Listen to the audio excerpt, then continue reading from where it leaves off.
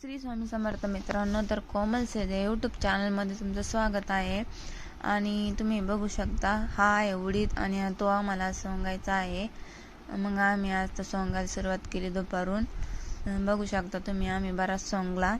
आणि आज होतं गणपती विसर्जन. मग मला बनवायचे होते मोदक आणि मग त्यासाठी मला बनवायचे होते पुरणाचे मोदक. मग मी घरी आले आणि पुरण शिजायला टाकलं.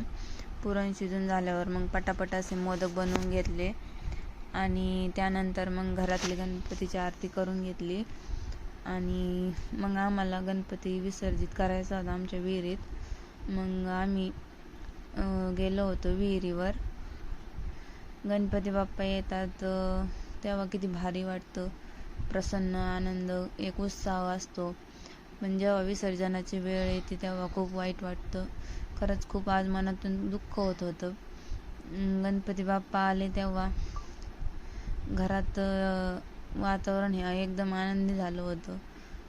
पण आपल्या हातात ते काही नाही. आपल्याला गणपती बाप्पाला निरोप द्यावाच लागन.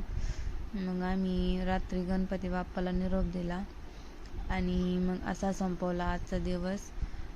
जाता जाता माझ्या चॅनलला लाईक, शेअर आणि सबस्क्राईब करा.